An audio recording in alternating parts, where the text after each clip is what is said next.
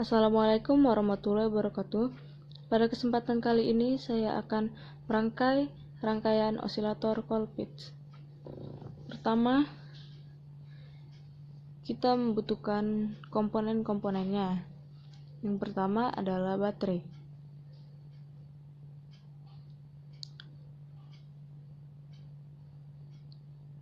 Setelah itu adalah resistor.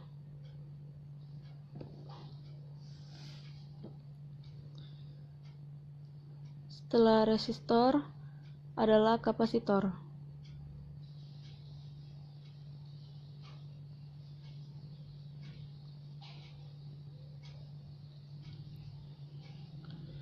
Setelah kapasitor, kita membutuhkan BC107 atau transistor. Dan yang terakhir adalah induktor.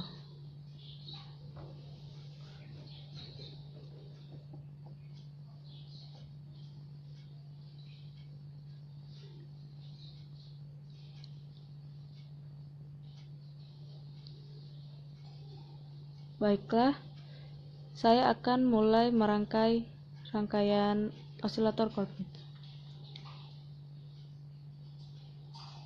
Saya akan menjelaskan apa itu osilator Colpitts. Osilator Colpitts adalah salah satu topologi osilator yang efektif digunakan untuk pembangkit gelombang sinus pada rentang frekuensi antara 10.000 Hz hingga 10 MHz. Osilator ini menggunakan rangkaian tertala LC dan umpan balik positif. LC adalah lilitan kapasitor. Melalui suatu pembagi tegangan kapasitif dari rangkaian tertala. Umpan balik ini bisa ditopankan deret maupun jajar. Frekuensi osilasi juga ditentukan oleh rumus-rumus, dan penguatan transistor yang dibutuhkan oleh osilator untuk memelihara osilasi juga ada rumusnya. Untuk mendapatkan stabilitas frekuensi yang lebih baik, osilator Colpitts dapat diubah menjadi osilator Clapeyron dengan menambahkan kondensator harga kecil dalam deret dengan induktor. Setiap kombinasi kondensator dapat dipakai untuk menalar rangkaian resonansi. Tetapi susunan yang biasa adalah C2 dibuat jauh lebih besar daripada C1.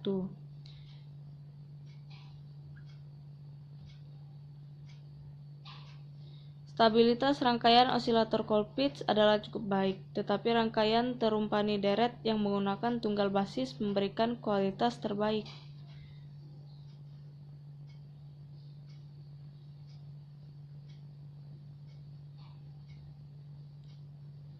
Osilator Colpitts ini mirip dengan osilator Hartley, tetapi perbedaan kali ini adalah bahwa penyadapan tengah pada sub rangkaian.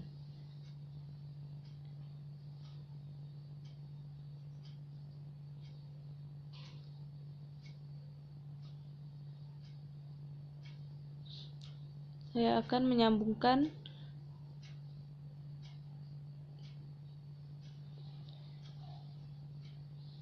kapasitor.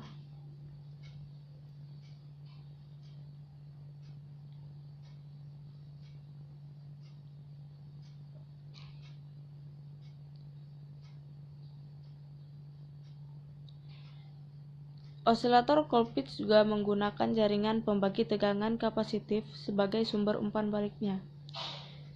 Dua kapasitor C1 dan C2 ditempatkan di satu induktor tunggal, seperti yang akan saya gambar.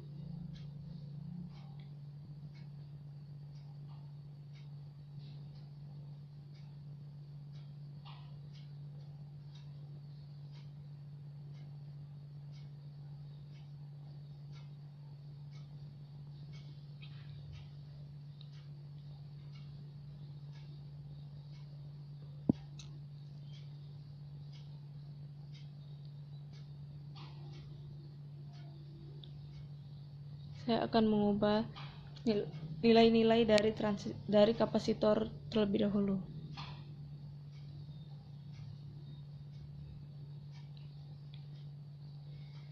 R1 dan R2 di sini memberikan bias DC stabil yang biasa untuk transistor secara normal, sementara kapasitor tambahan bertindak sebagai kapasitor bypass pemblokiran DC.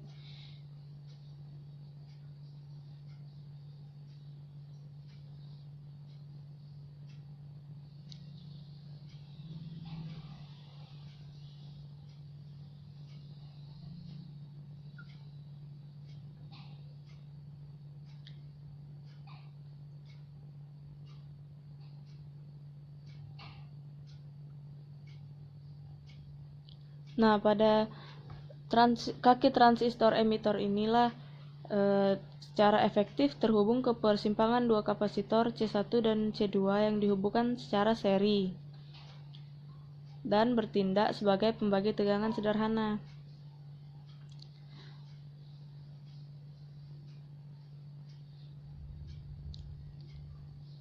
Lalu pada kaki basis saya sambungkan pada kapasitor yang bawah.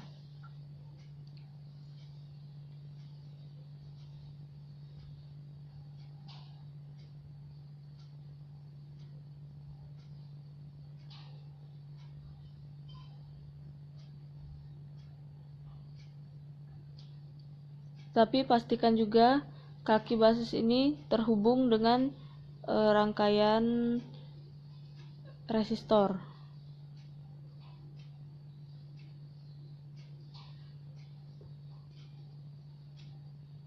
Lalu kita hubungkan. Lalu yang terakhir kita pasang adalah lilitan induktor.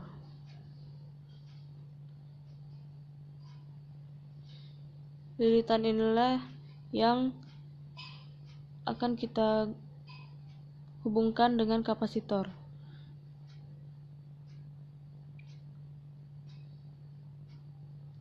Ketika power supply pertama diterapkan, kapasitor C1 dan C2 mengisi dan kemudian melepas melalui koil L atau lilitan induktor. Osilasi di seluruh kapasitor diterapkan ke persimpangan base emitter dan muncul di amplifikasi pada output kolektor.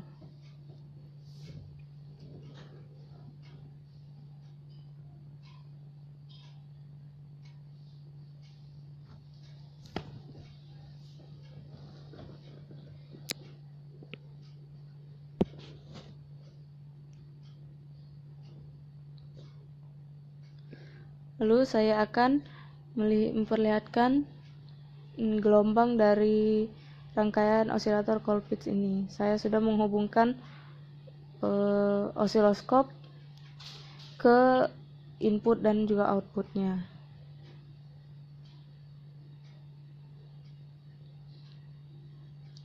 Sini tampak gelombang dari input dan outputnya.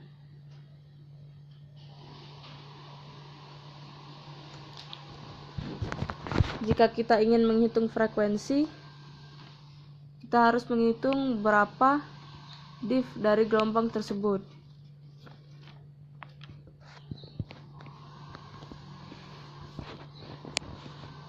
Seperti pada rangkaian saya ini, diff-nya adalah 6. Bisa kita lihat, bisa kita hitung dari sini. 1, 2, 3, 4, 5, 6. Lalu setelah itu kita dapat masukkan ke dalam rumus. Barulah kita mendapatkan frekuensi dari rangkaian osilator Colpitts ini. Dengan sumber tegangan 9 volt. Inilah hasilnya. Lalu saya akan mencoba mengganti dengan dengan input lain. Saya akan menghitung desibel dari 5 input. Yang pertama yang akan saya hitung adalah dari input 9 volt. maka akan menghasilkan desibel seperti ini. Pertama kita hitung terlebih dahulu diff-nya, V in atau V out-nya kita hitung dulu. Maka hasilnya seperti ini. Lalu saya akan mengganti inputnya menjadi 12 volt.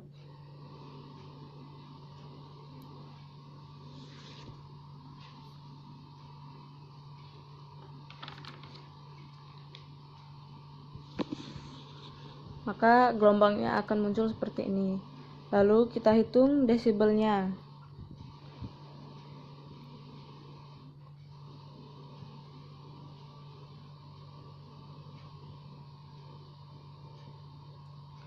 Kita hitung terlebih dahulu diff-nya.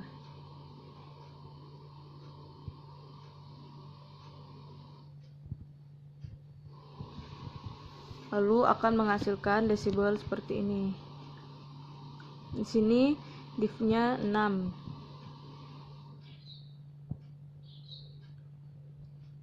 Lalu saya akan menggantinya dengan 10 volt.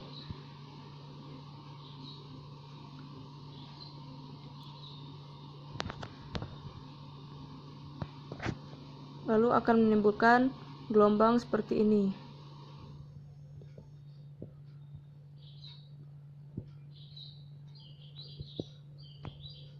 Desibelnya dari 10 volt. Pertama diff-nya ada 6 juga.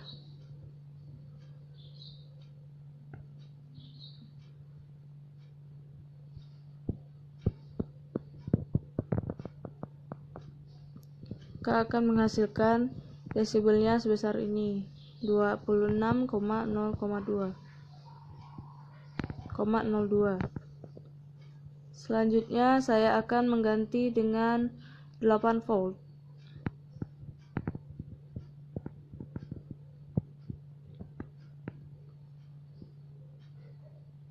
Getaran gelombangnya terlihat lebih kecil dari gelombang-gelombang sebelumnya.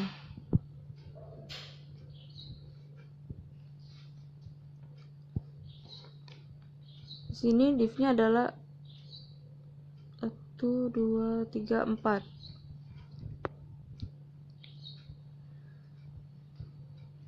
Lalu setelah mengetahui diff-nya, kita akan menghasilkan desibel sebesar 26,02. Dan yang terakhir saya akan mengubah inputnya menjadi 6 volt.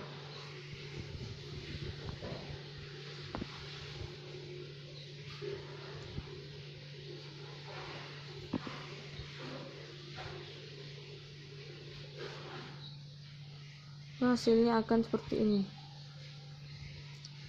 Diff-nya di sini adalah 3. Lalu kita dapat masukkan rumusnya dan hasilnya adalah 26,02 volt. Selanjutnya saya akan menghitung berapa watt dari masing-masing input tadi. Saya akan memasang wattmeter pada output.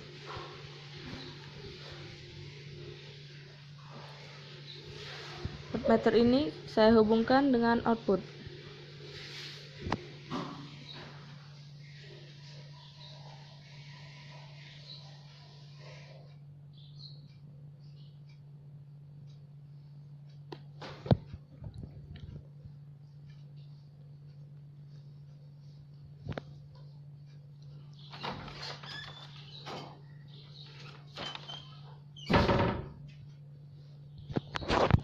Lalu setelah dihubungkan, kita bisa run atau kita simulasikan dan kita tunggu.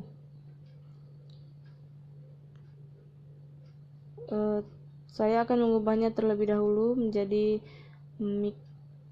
miliwatt, karena jika watt maka tidak akan menemui hasilnya.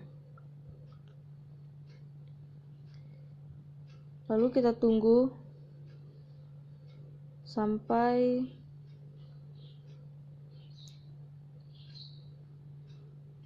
berhenti.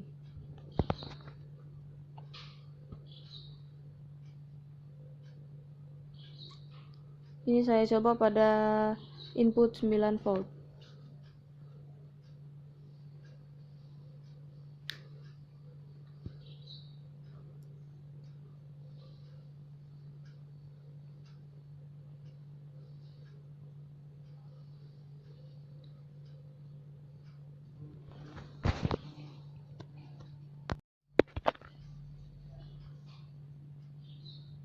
Maka hasilnya adalah 10,8 miliwatt. Selanjutnya saya akan mengubah menjadi 12 volt.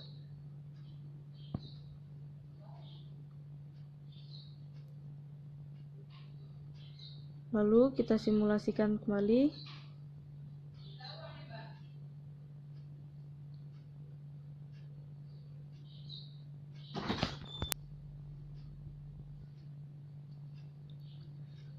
Lalu kita tunggu kembali seperti yang sebelumnya.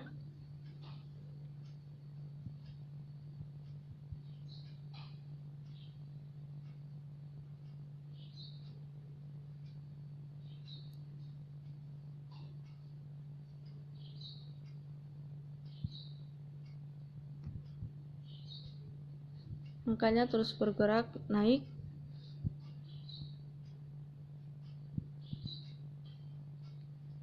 Jika angka dari hasil watt ini sudah mencapai maksimum, maka dia akan turun dengan sendirinya dan kita dapat 19 volt. Lalu saya akan mengubahnya menjadi 8 watt. Lalu kita simulasikan kembali.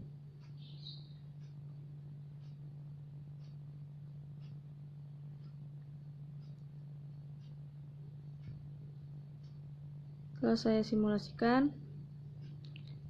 kita harus menunggu lagi, angkanya akan terus naik.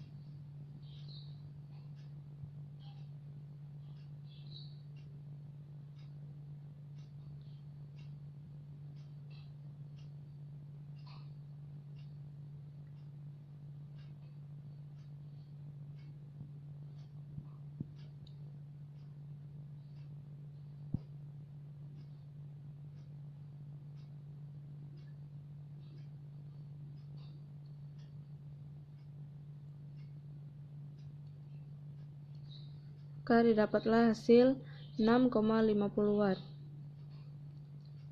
Selanjutnya saya akan mengubah menjadi 6 volt.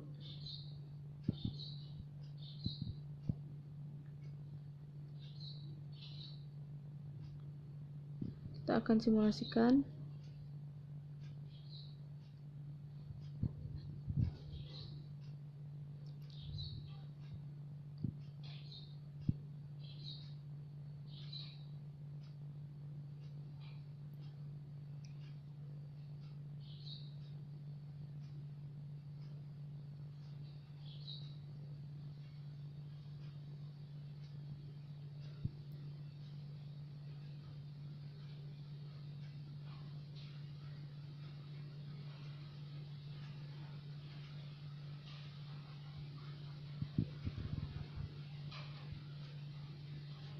Dan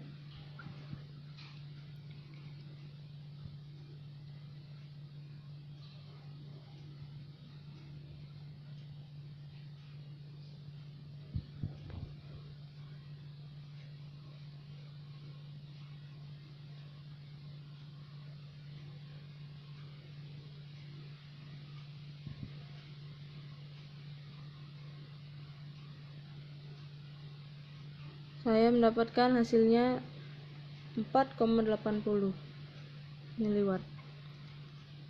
Dan yang terakhir yang saya akan coba adalah 10 volt.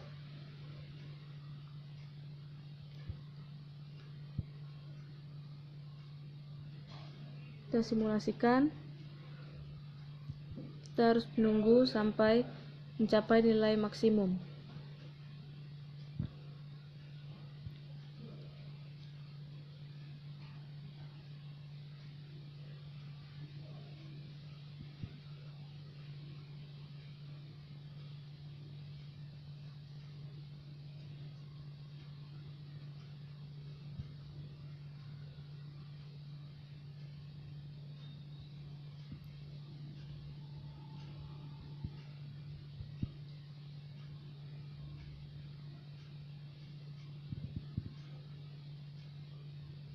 Kita tunggu angkanya akan terus naik.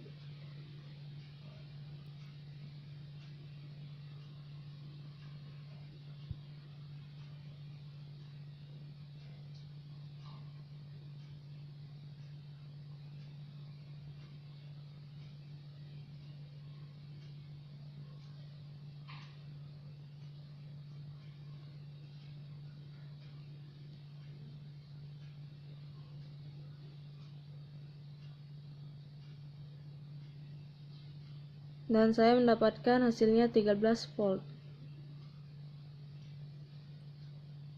Baiklah, sekian dari saya. Wassalamualaikum warahmatullahi wabarakatuh.